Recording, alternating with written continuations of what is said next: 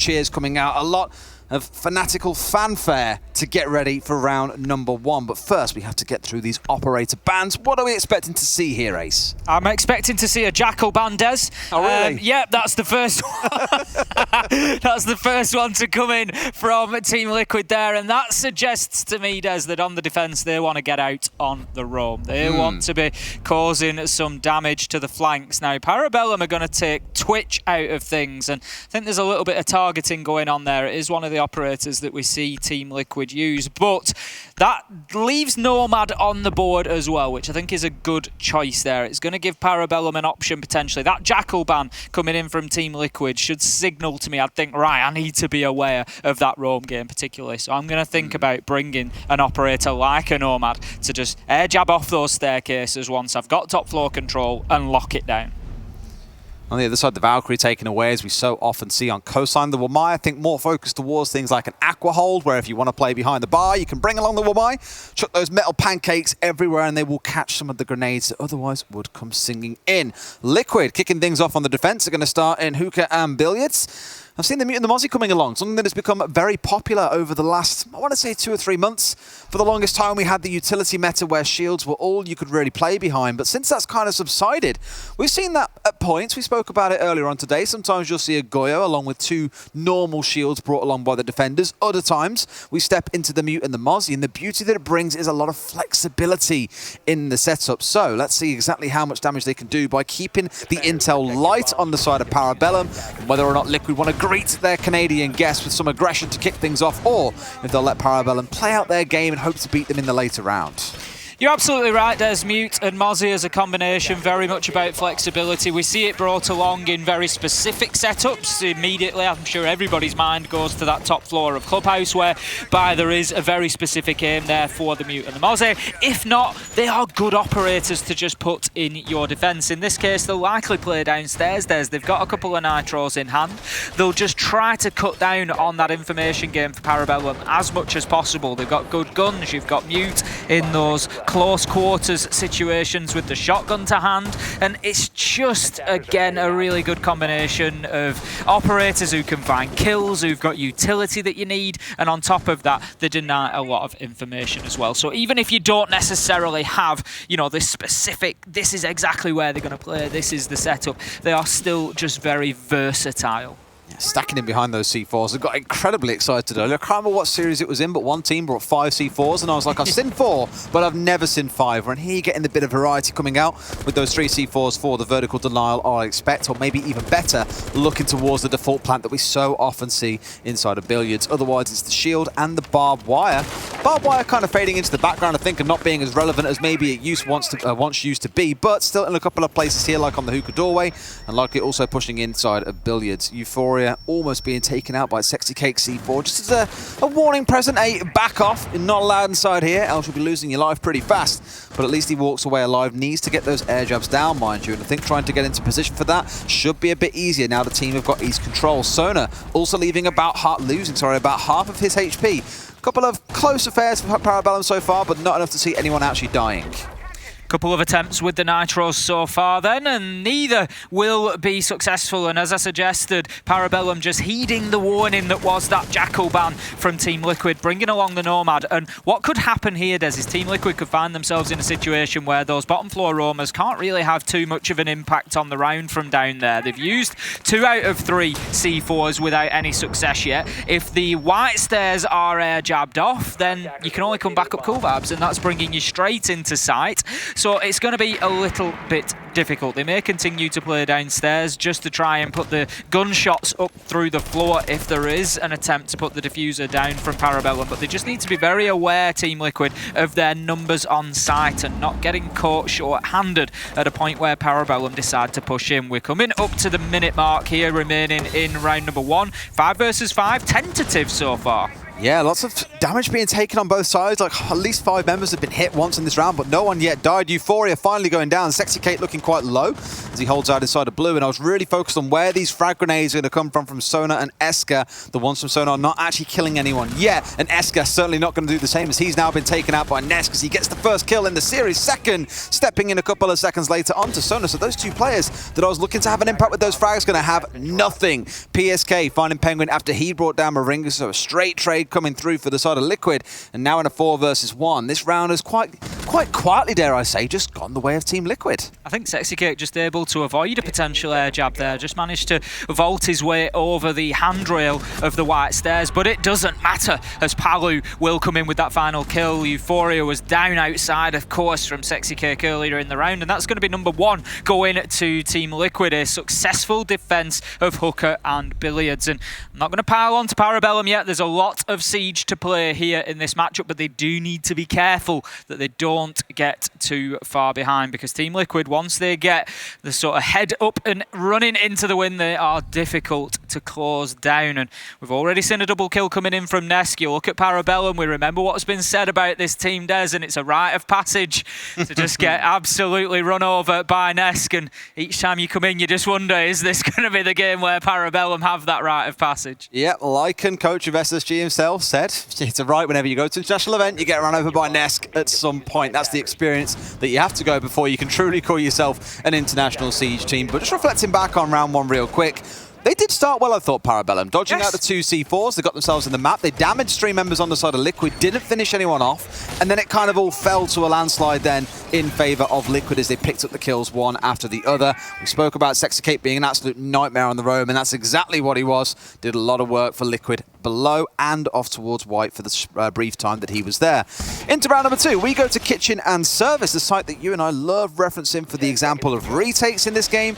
Commonly defenders, if they lose all vertical control, will back off the site entirely and look to re-enter once a plant attempt comes in from the other side. But that does rely on the attackers getting that vertical control they're looking after. I'm looking at the breaching charges coming out of both the Ash and the Zofia alongside the Sledge, so once they get upstairs and start opening up the floor, that's when you should see Liquid start to squirm, assuming they don't connect onto anyone with one of the 4 C4s they've brought along. I always find it fascinating, the few games that we get where we don't have a mirror ban coming out, because it just gives us that opportunity to see exactly where those black mirrors are placed and how they are played, because we don't get too many opportunities. Now Nesk, he's going to challenge early onto that office door, and it's nice early aggression from both teams here. Palu getting right up in the face. Euphoria managed to dodge the nitro last time, Des, but not this time around, as Palu finds him on the vertical angle to take that first blood, but it will be leveled up as Eska once again coming out big for Parabellum. We've said it time after time after time here in this tournament so far. He has been one of the key members of this Parabellum side, and he's leveled things up 4 versus 4. Euphoria's eating C4s in these first 2 rounds, bless him. First time round managed to survive, admittedly took quite a chunk of his HP bar in the process. In this round, not quite so fortunate, but instant trade back onto Nesk, not going to put things up too badly. Want to see from Parabellum they get a bit of pace under their way, I think, because in the previous round, we got to that final 30 seconds, and that's when it all fell against, and they sort of stalled out at about this time in the round for the next minute or so.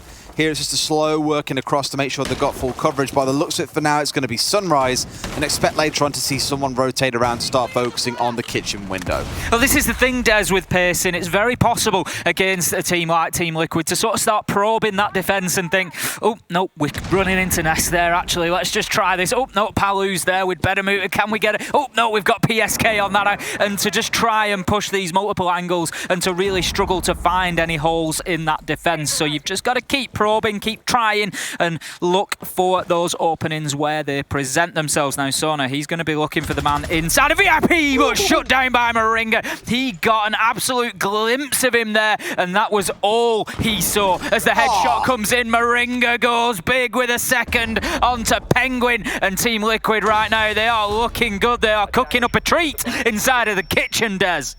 And a grenade cooking up outside from Esker, the third and final course. The dessert comes singing in there to at least take him out from the top, but it's 3 versus 2 and 30 seconds to play with. For the side of Parabellum, you start thinking about what can be done, but it is their top 2 fraggers, Spirits and Esker, the last 2 left on the field. No fancy tricks, no frag grenades available, no breaching charges or rounds, to be able to go rushing their way through a certain area of the map. It's all going to be a little bit predictable for Liquid, I think, unless they aren't aware about someone pushing in through security. It's Spirits, brings it to a 2 versus 2, and you got to go now. They find another, but sadly PSK has got the longer angle. Spirits hits the dirt. Liquid take round number 2.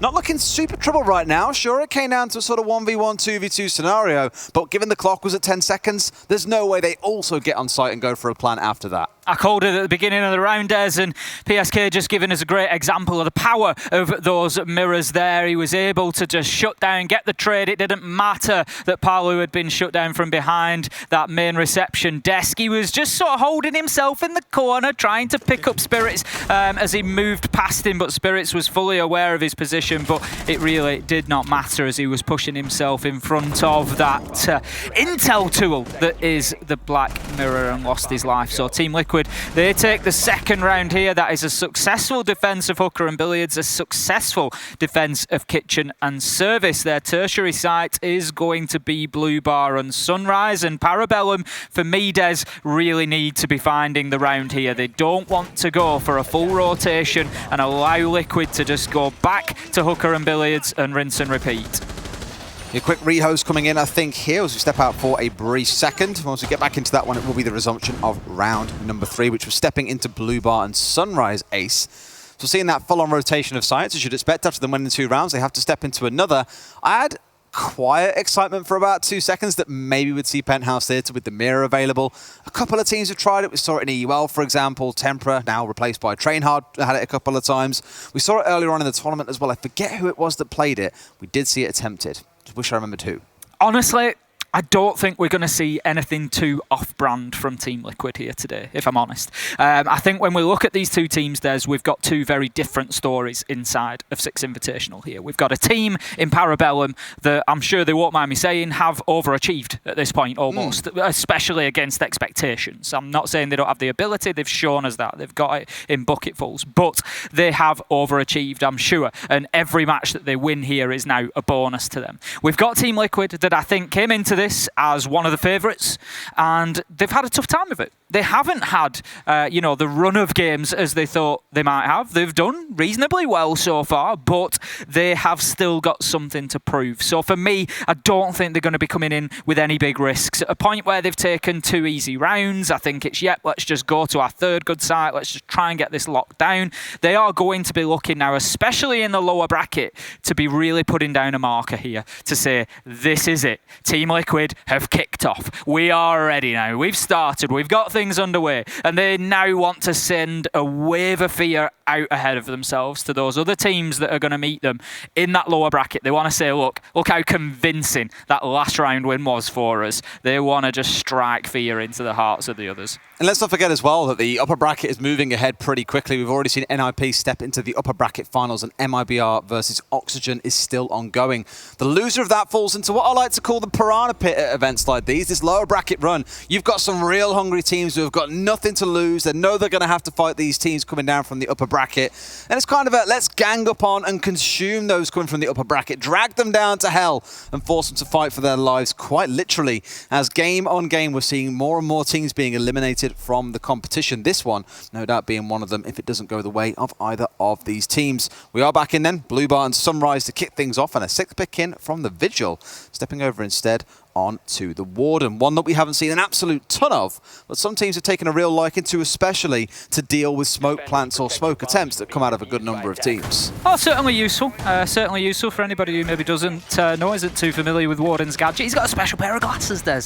He's got a special pair, maybe I could get a pair, but he's got a special pair of glasses that basically allow him to see through those smokes, allow him to clear flash effects, that sort of thing. So very powerful in terms of the defenders, because of course the attackers have got a number of options to do that. If you have the Ying on side, she can see through those flashes herself. We've got Glaz who can see through smokes, so it just gives the defenders that way to fight back. But when the attackers aren't bringing any of those operators, it can be a significant advantage as well. I was just thinking when I saw the Aruni with the bulletproof, I was like, are we going to see the dug in cam? Absolutely, we are. Yes, dug into the reinforcements, stack on the reinforced wall, but with the Iruni being able to put some punch holes through, you can plant it a little bit deeper inside. So a lot harder to get the bullet angle onto it to kill it from the side. You're likely going to have to go up to it and either melee it or blow it out with something like the Ash rounds, the Sophia rounds, a frag grenade. Probably wouldn't commit one of those rare 2 frag grenades that you've got on side just to get rid of a bulletproof, but the option is there if it is required. Now, you spoke about for Parabellum here, we've got to see them get a good round on the board, at least for the side of Liquid. They're digging in deep here, not worrying too much about the roam, given they've stepped away from the Vigil. You might see the Jaeger looking to cause some trouble, and I can see that there is one member waiting above.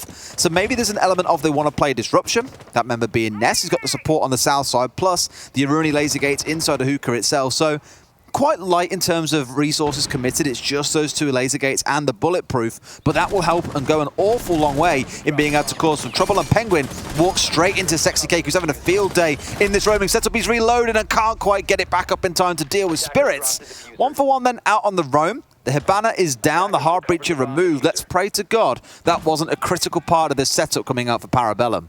Pretty similar to the opening 2 rounds so far, where Liquid managed to get themselves the nice opening pick. Parabellum just struggling to deal with those roamers a little bit in terms of not losing men whilst doing so, but they are doing well at trading it out. Spirits, however, has lost half of his HP as well, so she needs to be a little bit careful. But we saw earlier, Des, I broke the play down, that they're just not scared to get into those engagements, even on low health, and Parabellum were able, and Spirits particularly able, to do that against G2, going in with 20 HP and still getting kills, still pushing and being aggressive, so I'm sure it won't put him off now. Sonar looking to push forward. I think he's certainly aware that there is a player inside of office. Out comes the yellow ping. He's just going to flip his gadget onto the concussive grenades there to see exactly what's going on. It can be used as a tool to just try and ensure that the information is correct, that there is a player in that location, as well, of course, as stunning. And look at this beautiful pinch there that we saw. Esker managing to get that kill onto PSK, and that gives Parabellum a nice advantage. Not just that, Des,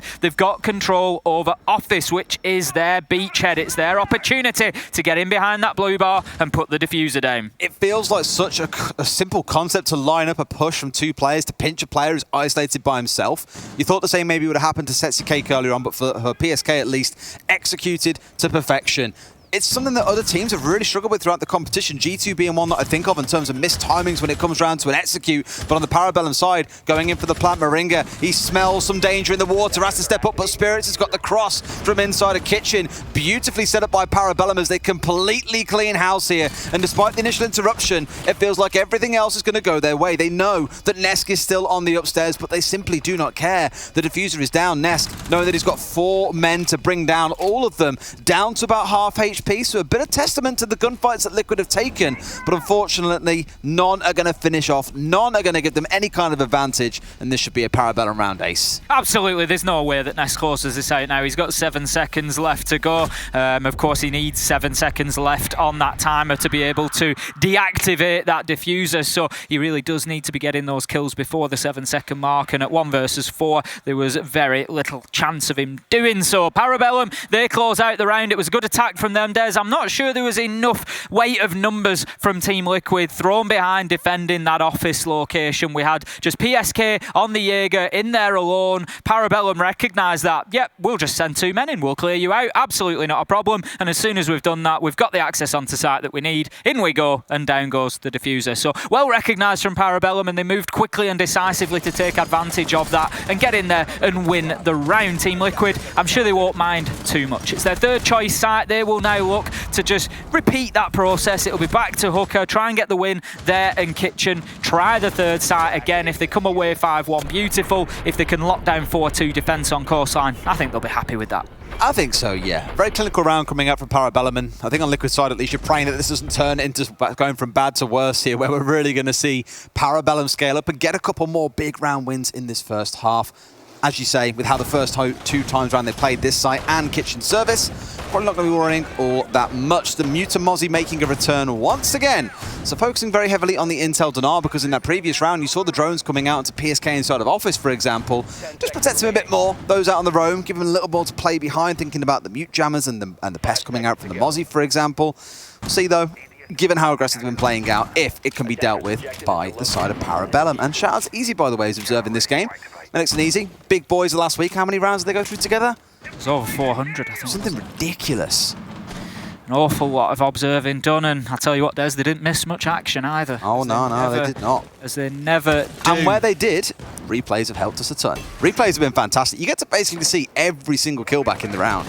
It is, it's great. And if any big moments within the round, production have done a great job of picking up on all of those and getting them ready and available for us to watch back and enjoy. But there is still plenty of enjoyment here inside this game. 2-1, we find ourselves to Team Liquid on the defensive coastline. It's map number 1 if you're only just joining us. Don't worry, there is plenty to come from this one. We are, of course, in a best of 3. And this is a knockout match, Des. This is the winner goes through, the loser goes home. Now, Spirits, he moves his way quickly in once again. Euphoria, we've seen him on that white stairs window a number of times. He's going to get himself in on the Nomad, look to air jab off the stairs and just prevent the rotation back from Team Liquid, at least up the main stairs. We've still got 2 roamers downstairs. Nitros are in hand this time. We saw them used quite early last time around, but they're keeping hold of them this time. Palu's going to move his way back up the Cool Vibes stairs, and that'll get him back into the fight on site, which is no doubt going to start coming soon. We're a minute and a half in. Utility still being cleared by Sonar. He's got himself established inside VIP. Spirits,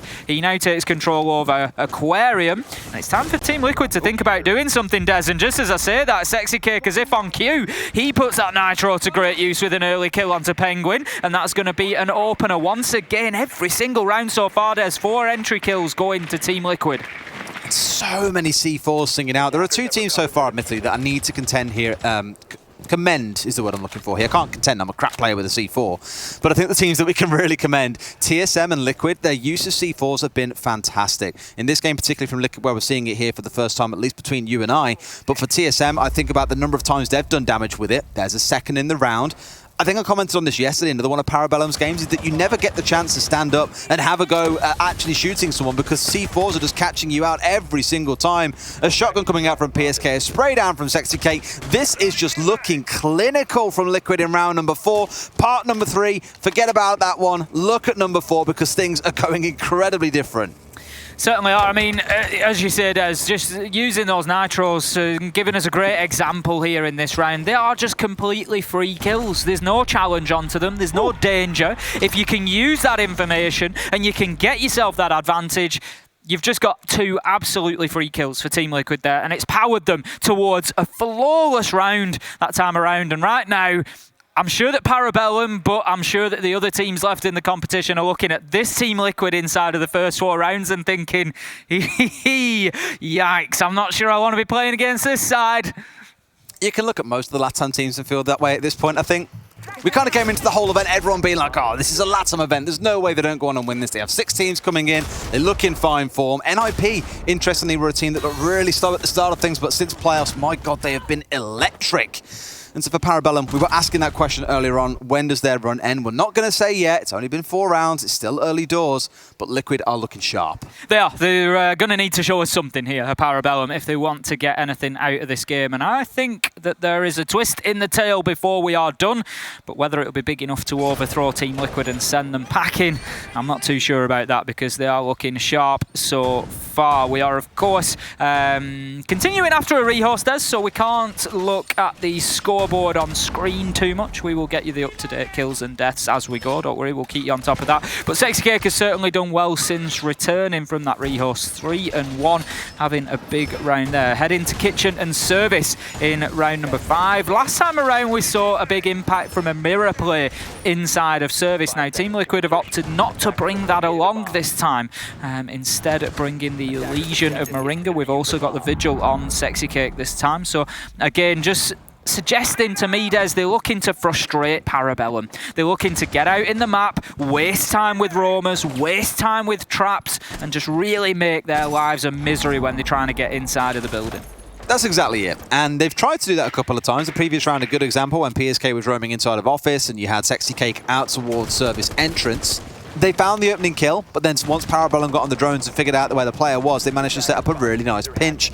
Penguin again walks in as the entry death, mind you, though, and this time around it's to Nesk.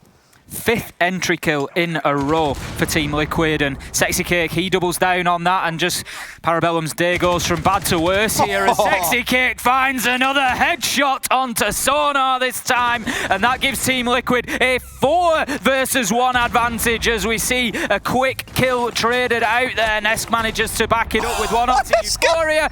Esker, he's doing their job for them, Des! He's doing it for them! The nade.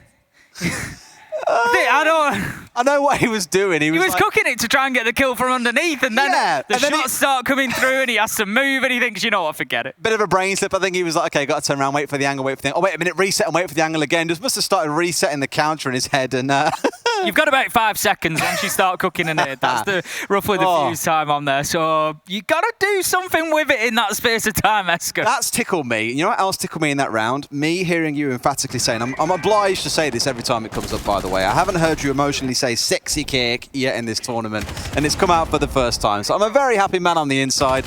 All I need to see is him playing on the Aruni again to talk about the laser gears, and we'll all be laughing until the cows come home. As it starts for Liquid, though, domination is all I can really describe so far. For Parabellum, have to buck their ideas up and hopefully not cook grenades too deeply anymore if they want to get anything out of this half. I will always say let's give a team until the second half, because we've seen some real rolls in the first half for some maps. 5-1, 6-0, only to completely swing things back the other way in the second half. Maybe for Parabellum, we see some fight back when they're on the defense, because as we've spoken about them, about Makers, for example, it's all about getting out in the map and being disruptive. But for now, Parabellum, I think, taking a quick time out, having a pause here and having a conversation.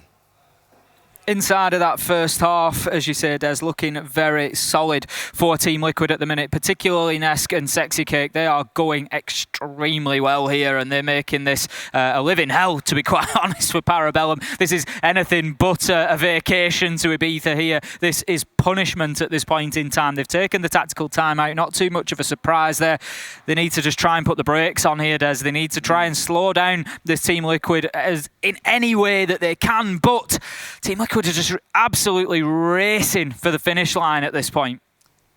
You strike me as the kind of person who enjoys a good dad joke. Have you, X, Jackie, or Gio ever made the Team Solid reference rather than being Team Liquid? Because you said they're looking solid, and I was like, well, there's an ice joke in there somewhere. There's something about them looking solid. I don't know. Never come to mind? Round number 6, Des.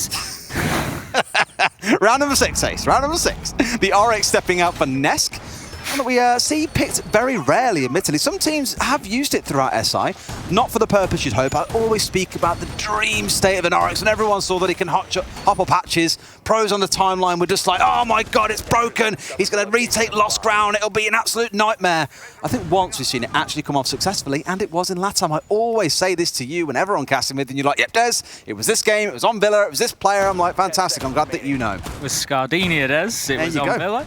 I think we've seen it once at SI as well. I think we have seen somebody during this tournament jump up a hatch. I can't recall who it was now. I'm not saying they don't jump up patches. It's more and get a kill. The round. They didn't win the round, I don't think, but they did jump up and get a kill. They did put the ability to use. But the fact is that we can think of individual occurrences of that happening tells you how rare it is. Absolutely. Effectively. But it's still always a fascinating one to watch out for. Nesk bringing it along this time, and will it be the difference? We've got to remember Parabellum did win this site last time around. It is Blue Bar and Sunrise once again. Parabellum were pretty much able to walk into office for free, take PSK out of there, get themselves established and get that diffuser down. So Team Liquid, cheeky. They're going to have to watch out for that now. Palu, he's just watching an angle onto service door there. You can get a cheeky little angle down from the penthouse floor onto that entrance. What I like is that it's been Sexy Cake waiting at the far end of service entrance to contest when they come past the first wall. So in Parabellum's mind, it's building up the idea of, oh, it's safe. You can just come pushing in.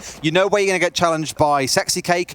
Go for it. What's new is Palu holding above here, and holding above and looking to contest on the vertical angle as soon as you step in the building. So offering something new, keeping Parabellum guessing, not doing the same thing every single round. And even here, they've got two looking to lurk around inside of the security area, rather than just the one that got pinched on last time round in the form of PSK. Yeah, I think that's a good idea, Des. They've recognised exactly what Parabellum did last time, but there is pings coming out here. In comes the nade, but the ADS saves the life of PSK, and so it should, as he is on the Jaeger, just defending himself there. First entry kill goes to Parabellum this time. That is their first on the map, but it is not long before Sexy Cake level things off. Who else at the minute now? I think the Nitro went out there unsuccessfully. No, he did get the kill onto Penguin and doubles down Des. He finds a third in the round with one onto Esker, trading out the loss of one of his own men. 2 versus 2 here as we get an absolute flurry of kills in the Sun corridor heading into office.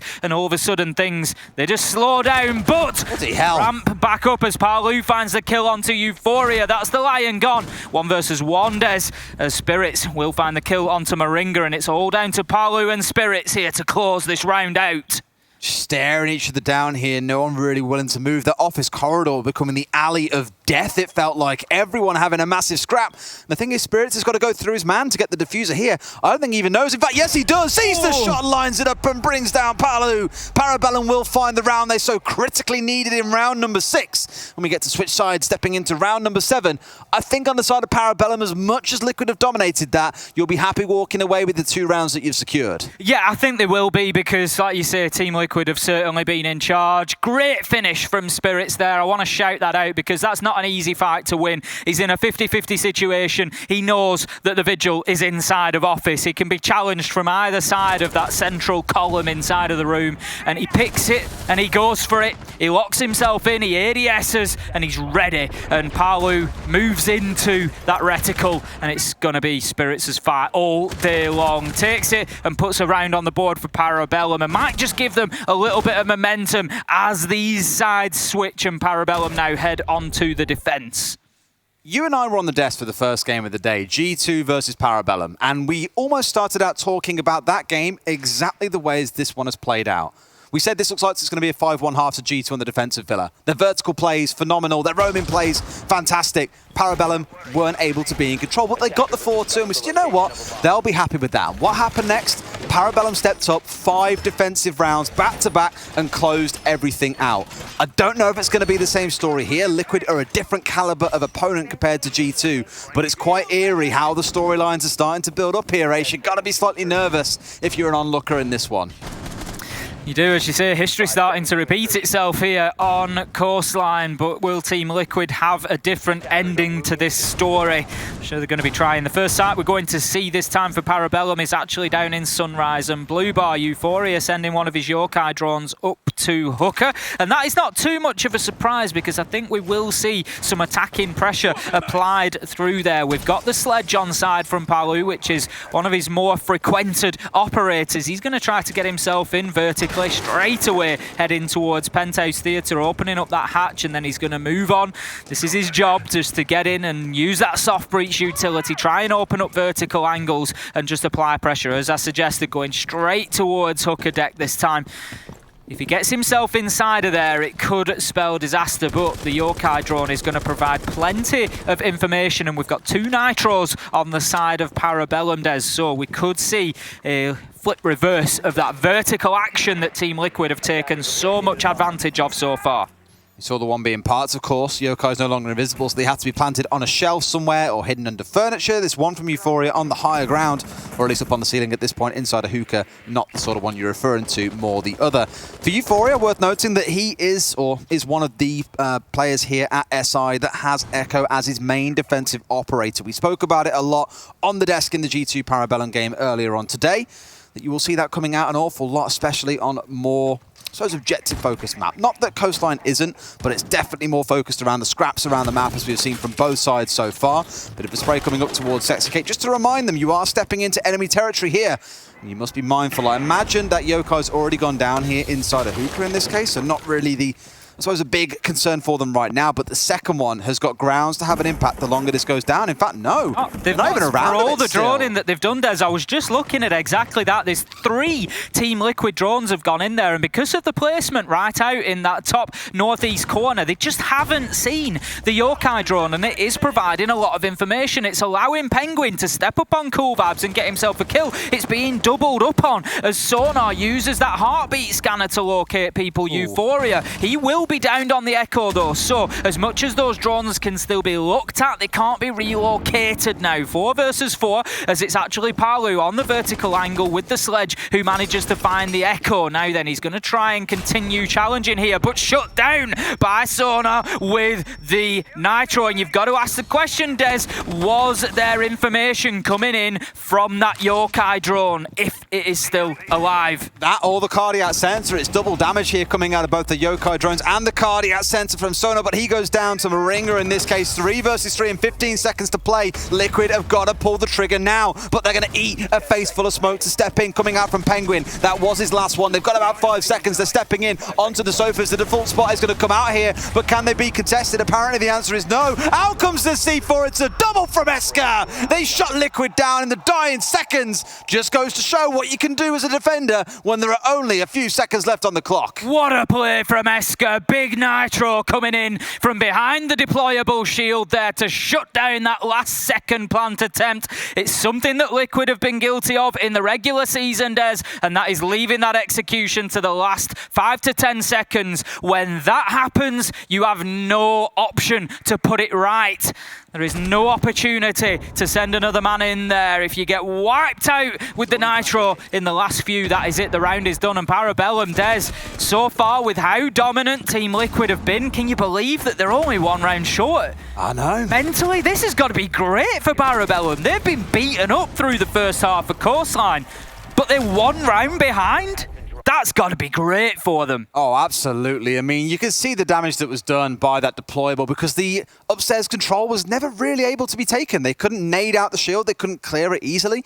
Maybe you would ask K from pool entrance, maybe you get away with it, but there were a couple of ADSs stacked in and around Sunrise to prevent it going down easily, and ultimately Liquid were forced to make a tough call. We go for the defuse in the final few seconds and pray to God there are no C4s left. Unfortunately, there were. We played out once more then here on Kitchen and Service. Very similar operators being brought along. We already saw the info gain coming out of the Echo and the Pulse, but here I'm looking towards the 2 shields coming out from both Penguin and Euphoria and keeping a close eye on where they're being placed. Esk just a little bit quiet over the last couple of rounds. Parabellum seemed to have dealt with him quite well. He had a big start to begin with, but I'm sure that Team Liquid, they're going to be looking for a little bit more from him here just to try and drive the team on. Sexy Cake, of course, still going very well at the minute. 8-3 since the rehost. I believe it's 9-5 overall. So a good game from him so far. Of course, with all his other duties within the team, he really is leading from the front there. But round number 8, we are on. It's going to be the second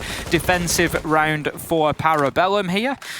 And they're going to be looking for more of the same, Des. It was a great defence of Blue Bar and Sunrise. They've chose to go downstairs once again. It's going to be Kitchen and Service. They didn't really mind giving up that top floor control last time. Team Liquid weren't massively challenged getting into Hooker. They were straight in there. There was a Nitro play to shut one down, but ultimately there was no more real challenge than that. Now Spirits, he's got himself located on those main stairs this time, and I'm not sure if PSK is aware of that or not. Going to have to. He will be now as shots rain out of the window. Spirits is going to fight his way back into the main lobby. He'll probably try and keep himself in and around that in the courtyard for the time being.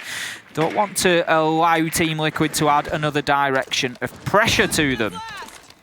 I love how you just know, as a player like Spirits, when you're on the retreat, every possible angle you can be challenged from, and you just pre-fire every single one in hope. Plant's going down just as the opening kill comes in. There were 90 seconds left. He now steps out, interrupted by the Echo. We heard the Yokai coming out in the couple of dying seconds there. One coming back onto Moringa, a second from Spirits. It almost feels like Liquid had a solid start, but suddenly that foothold is slipping away from them as those 2 kills come back to the Canadian side. Plenty of time yet to go for Team Liquid, and Nesk, just as our question coming into this, Des, and say he's had a quite quiet couple of rounds. He looks to prove me wrong as he finds 2 kills here from VIP on the vertical angles. We've got Sexy Cake, I believe, watching through the drone hole at this point in time, but as you say, Euphoria are able to keep those Yokai drones active, just watching for that main lobby push coming through, but he doesn't know that PSK is on the angle with a view into the bathroom there, and he will find a kill, leaving us 3 versus 2. 45 seconds left to go. Team Liquid, they've got the opportunity here, Des.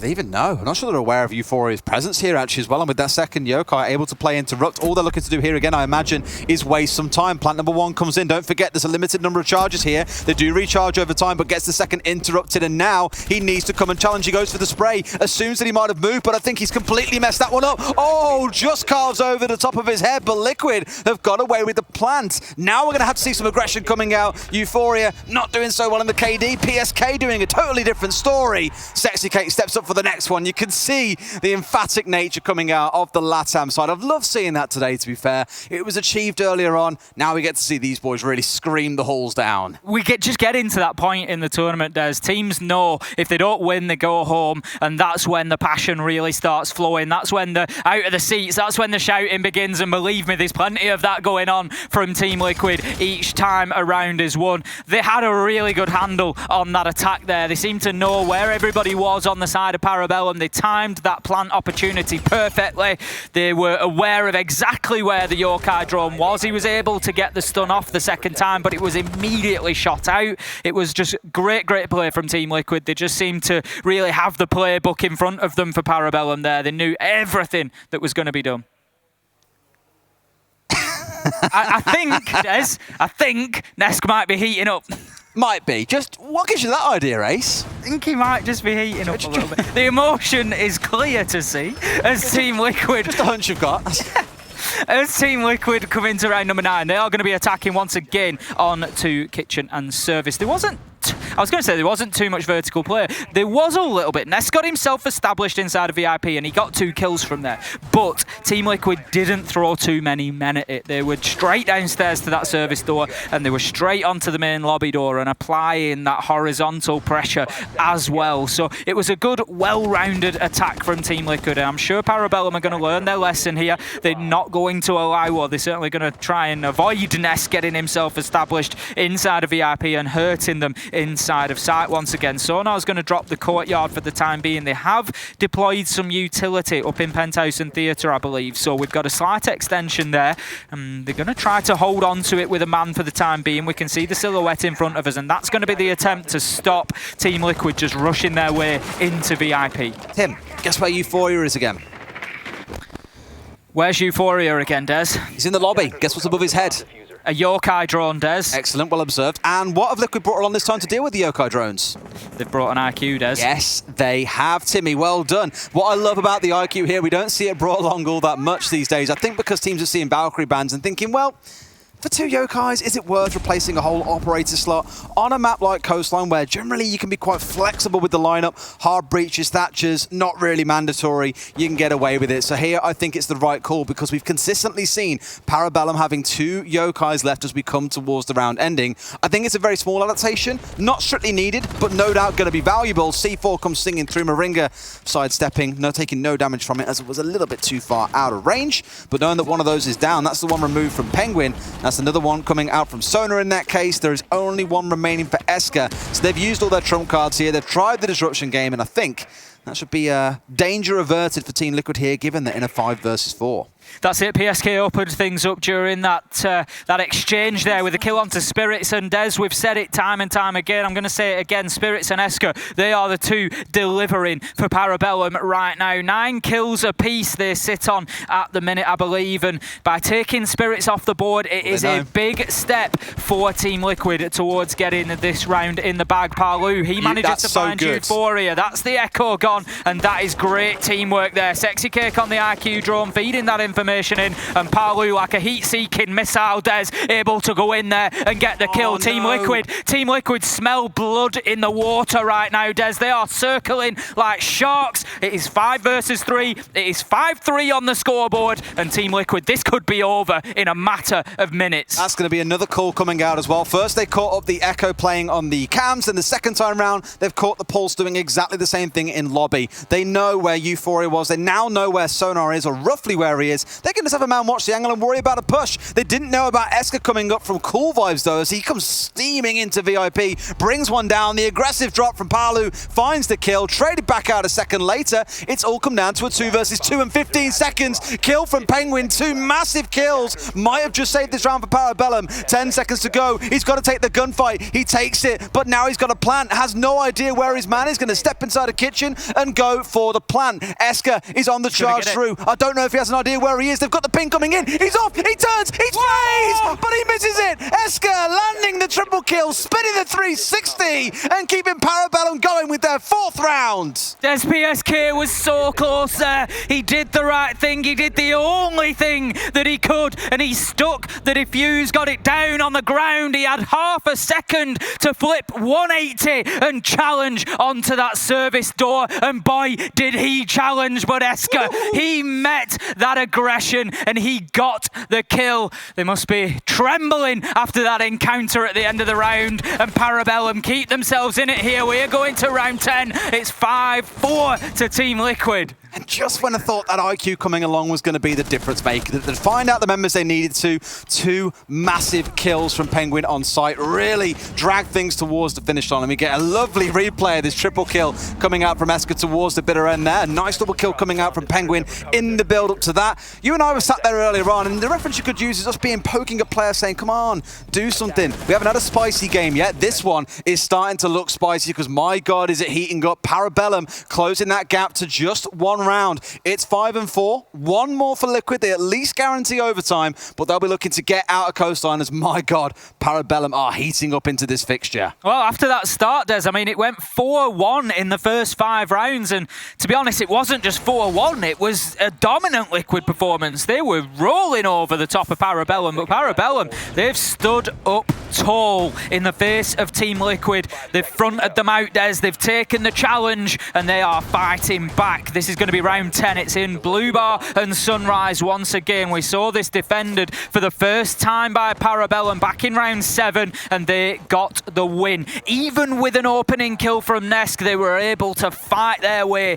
back into the round and close it out. Now, Team Liquid, they need to find a different outcome here. They want to get themselves that match point opportunity. I tell you what, if Parabellum can level this up at 5-5, Des, they won't be able to believe their luck. They have fought back into this against one of the most aggressive and kill-thirsty teams in the world, and boy, are they doing an unbelievable job right now. I can't wait to see it go through to map 2 and even map 3 if we make it that far, because these two, it has been spicy. C4 singing out, but unfortunately, your man's a little bit too far off there. Sona wasn't playing on the window, but instead playing on the upside down rappel above the window itself. 2 hanging around by the south side here. You've already got Moringa in saying, come on, mate, come inside, it's safe now, I promise. They had the red pin come out earlier on, at least to indicate that someone was on the downstairs.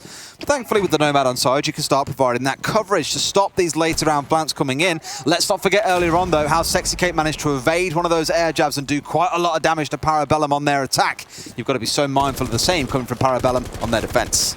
Certainly do. Palu looking to gain entrance into Hooker once again. We saw this last time out, but there was an inordinate amount of information fed into Parabellum from the Yokai drone and from the heartbeat scanner, and it just enabled them to hold off on that Team Liquid attack for as long as possible. Now Penguin, he's going to open things up with a kill onto Sexy Cake this time. SMG headshot will be the order of the day as Parabellum find themselves an advantage inside of the round. We are down to 1 minute 15 here, and not too much progress made from Team Liquid. They have their top floor control and can start to apply some pressure as Nesk manages to find Euphoria, and that could be an important kill, Des. There will be no stuns from the Yokai drones. Fascinated that it's Penguin, the smoke player, getting involved in the entry kill, and one of the second player dead on the team, or second player dead in the game even, sorry, is Euphoria on the Echo. The 2 operators that you normally associate with being alive at the bitter end of the round, you look towards, say, Esker or Spirits being the first ones to go down, but no,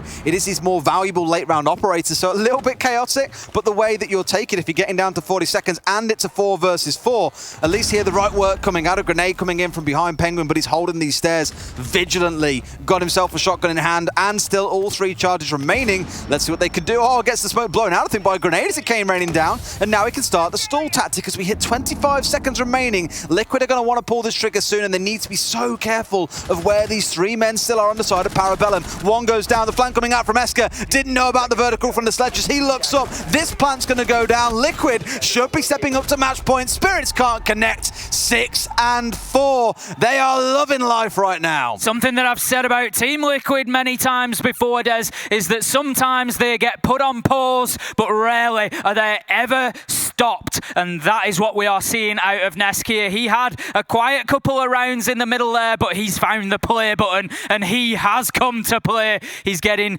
2 kills, 3 kills, 4 kills, just mounting up as these rounds go on in the second half. And he really is going big for Team Liquid at the minute. And Team Liquid get themselves on to the match point opportunity here on Coastline, looking to close it out.